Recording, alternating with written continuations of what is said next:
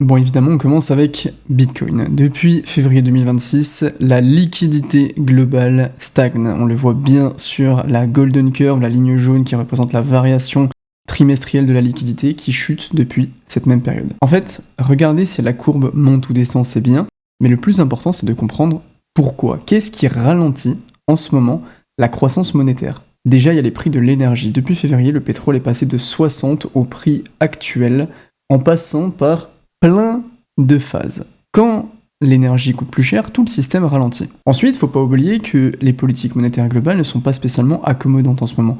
Le Japon et la BCE continuent d'être restrictives, la Banque d'Angleterre, elle est neutre et patiente, la Fed, la Banque centrale américaine, a toujours cette posture d'attente avec le nouveau président, elle a maintenu ses taux où ils sont pour le moment depuis décembre 2025. Les prix de l'énergie ont ramené de l'inflation sur le PCE, donc la posture d'attente est aussi plutôt logique pour l'instant. Et en interne, ce que je regarde aussi, c'est l'évolution de la demande de crédit qui continue de stagner un petit peu depuis 2026 aux États-Unis.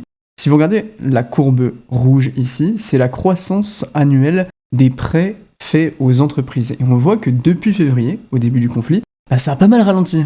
Et on voit la même chose en Chine.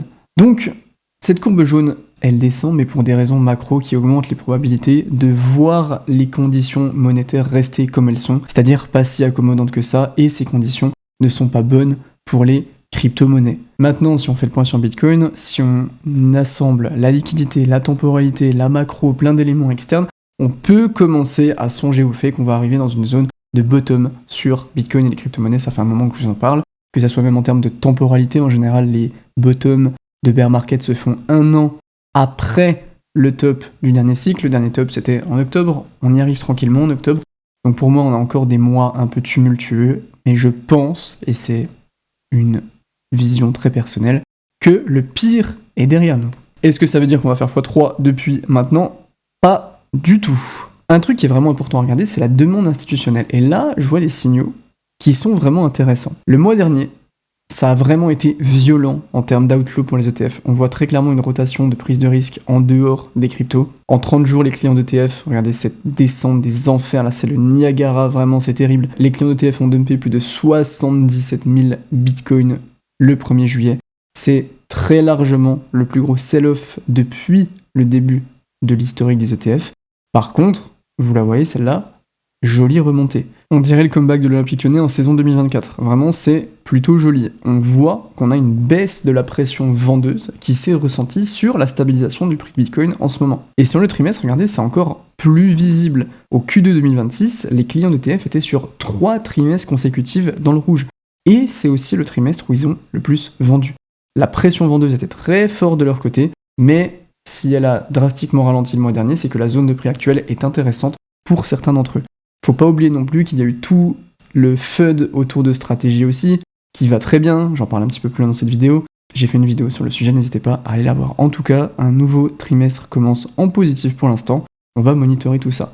En attendant, moi ce que je veux dans cette période, c'est vraiment réussir à aller capter les zones de bottom, ou en tout cas optimiser mes chances que mes rentrées soient des très bonnes rentrées et soient proches du prix du bottom. Évidemment, on peut jamais avoir le prix du bottom, mais on peut essayer.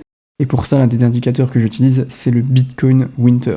Je vous avais parlé des courbes bleues, la Bitcoin Winter. Le Bitcoin Winter, c'est globalement pareil. La différence, c'est que les zones vertes que vous voyez sur Bitcoin servent à optimiser son DCA, pas à poser une grande partie de la position d'un coup.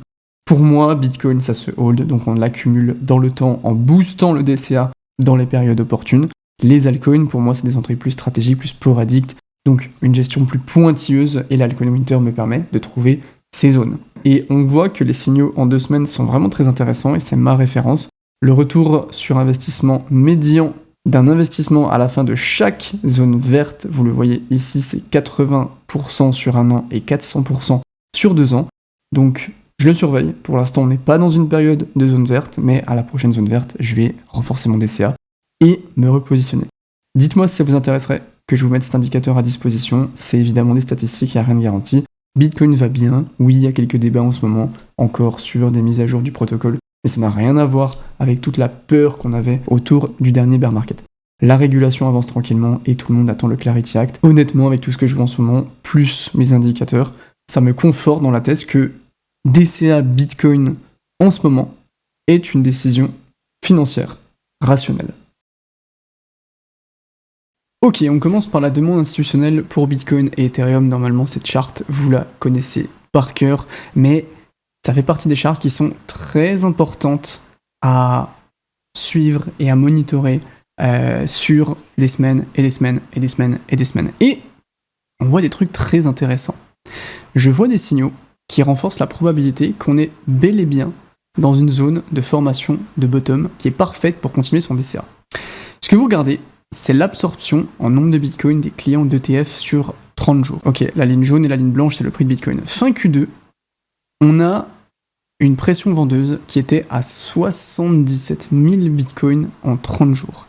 C'était de loin le plus gros sell-off des clients d'ETF depuis le début de l'historique. En un mois seulement, la pression vendeuse, elle s'est complètement retournée pour revenir dans le positif à 190 Bitcoin absorbés.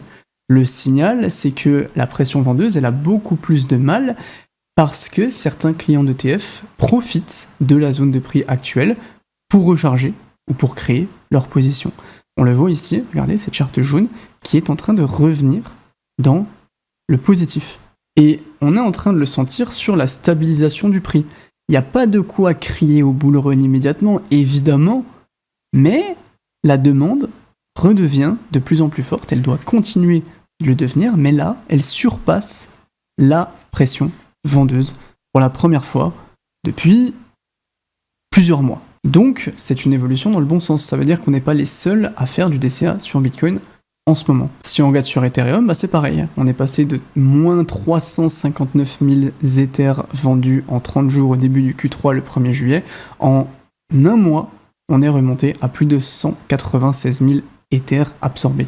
Et ce qui est intéressant à voir, c'est que ces mouvements, ils sont pas dus à une hausse du prix de Bitcoin. Et ça, c'est rare. La plupart du temps, on a des mouvements qui sont dus à une hausse du prix de Bitcoin, et donc il y a un peu plus d'excitation, un peu plus d'achat. Là, il se passe rien. Il se passe rien. Et pourtant, on le voit, ça continue d'accumuler. Ça montre que la pression vendeuse a perdu de la force par rapport aux acheteurs. Il y a des acheteurs qui ont rechargé dans ces zones de prix, mais comme d'habitude, je vais apporter un petit peu de nuance. Ce sont des bonnes nouvelles, ok, c'est des évolutions positives, mais est-ce que pour autant ça veut dire qu'on part en plein bull run des altcoins, que le plus dur est derrière nous ? Honnêtement, je ne pense pas.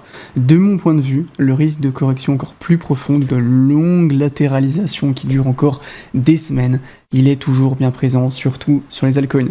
Pourquoi ? Parce que les conditions macro actuelles, le cycle de l'IA, qui reste en ce moment le paradis spéculatif du système actuel, est en train de continuer.